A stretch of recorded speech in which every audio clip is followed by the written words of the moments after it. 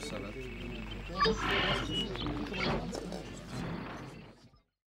Oui, alors le bonheur. Moi, je recherche le bonheur, savoir ce qu'est, comment pouvoir être heureux tout au long de la journée, être soi-même bien, alors qu'on est aussi témoin de souffrances terribles à travers le monde.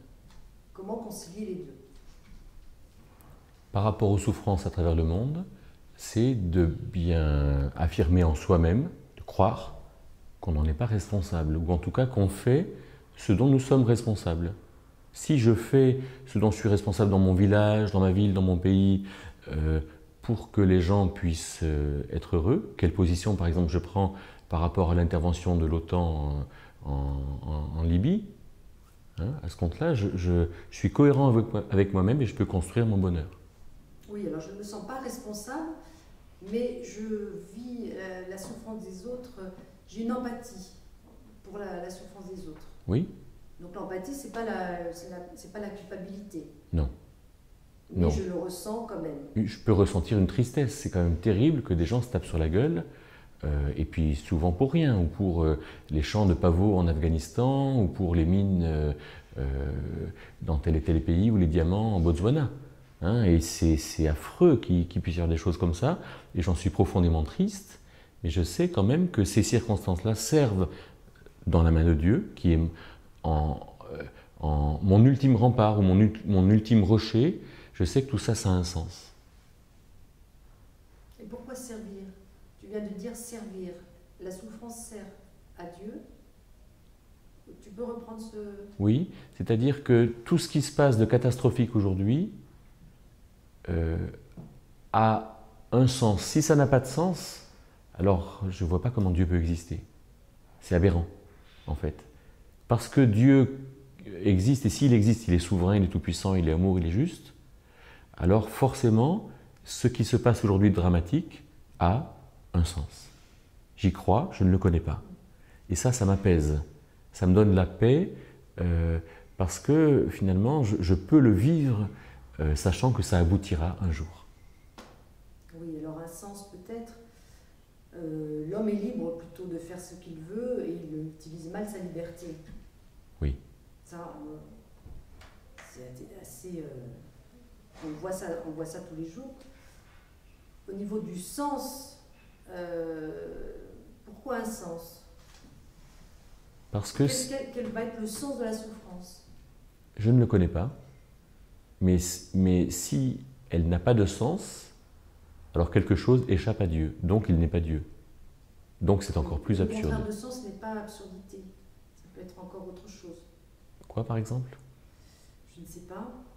Mais si tu dis ça n'a pas de sens, si la souffrance n'a pas de sens, ça devient absurde. Non, il n'y a pas que ça. C'est ni absurde, le sens on ne le connaît pas, mais on est face à des personnes, face à l'humanité qui est aussi le mal. Le mal est présent également, et la liberté de l'homme préfère, souvent l'homme préfère utiliser le mal plutôt que le bien, ce qui est quelque chose de plus facile. Est-ce qu'on peut mettre un sens là-dedans? On peut mettre un sens là-dedans. On peut voir par exemple le rapport de cause à effet dans le comportement de l'homme et dans le mal qui en résulte. On peut voir un sens. On peut voir le mauvais usage de la liberté et le mal qui en résulte, par exemple. Mais la question liée à mon bonheur, c'est quand même qu'est-ce que je peux faire moi de ce mal que je constate?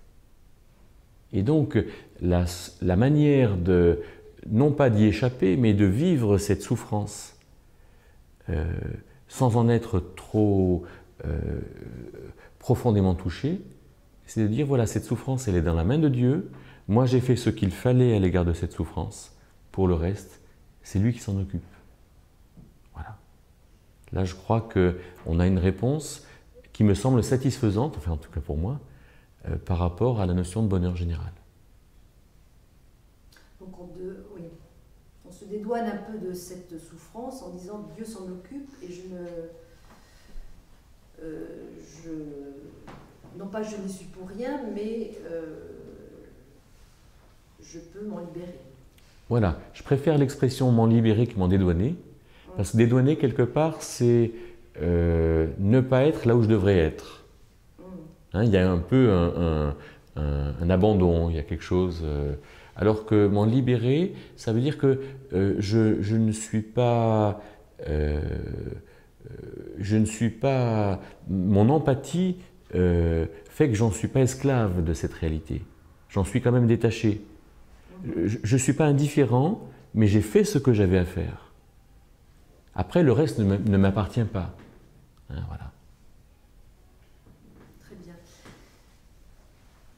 Est-ce que tu pourrais me donner quelques conseils pour trouver son bonheur, le bonheur quotidien, le bonheur de tous les jours?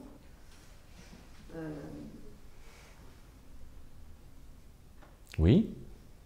Dans une circonstance comme celle-là, par exemple, c'est si je vois une grande souffrance dans ma rue, c'est être disponible.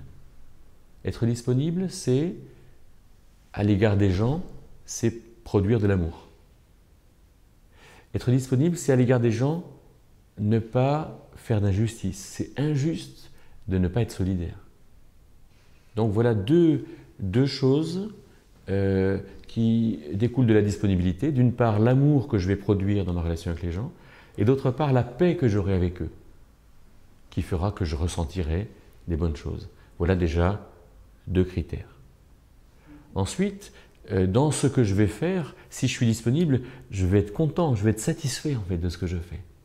Et je vais en avoir du plaisir. Parce que être satisfait, c'est peut-être quand je fais un mur droit, je regarde le niveau, il est droit, j'en suis satisfait. Mais quand je l'ai fait, j'en ai du plaisir parce que c'est quelque chose qui a de la valeur, ce que je suis en train de faire. Et donc, étant disponible pour mes voisins qui souffrent, je ne sais pas, il y a un enfant trisomique, je vais pouvoir aller promener l'enfant trisomique parce que les parents n'ont pas le temps de le promener, etc. Alors, par rapport à ce que je fais, je vais pouvoir, moi, faire quelque chose de valeur. De la satisfaction et du plaisir. Et par rapport aux circonstances, alors, il faut que je trouve la sérénité, parce que quelquefois, je peux dire j'ai pas le temps, je peux dire ça me dépasse, je peux dire je n'y arriverai jamais, ou je peux être excessivement triste, dire mais c'est anormal tout ça. Et donc, en fait, dans un juste regard sur les choses, je peux d'abord être serein parce que je vais faire juste ce que je dois faire. Ou alors, je vais pouvoir me réjouir parce que me réjouir de pouvoir apporter ma contribution à une situation dans laquelle j'ai des responsabilités. Et je sais que dans ces circonstances-là, ce que je fais, ça a de la valeur. Donc, j'ai 6 critères. On ne va pas prendre le temps de les développer maintenant. Hein. On peut aller sur d'autres liens et cliquer sur d'autres liens pour les creuser. Mais ces 6 critères, c'est par rapport aux gens, l'amour et la paix. Par rapport à ce que je fais, la satisfaction et le plaisir. Et par rapport aux circonstances, c'est la sérénité et la joie. Et donc, tout ça découle de mon attitude intérieure. Ça ne va pas dans la maison qui est en face. Alors, je suis disponible et là, je participe à mon bonheur en le faisant. Voilà, c'est une attitude personnelle qui découle d'une recherche personnelle. Et que je peux toujours mettre en œuvre, Voilà. quelles que soient les circonstances.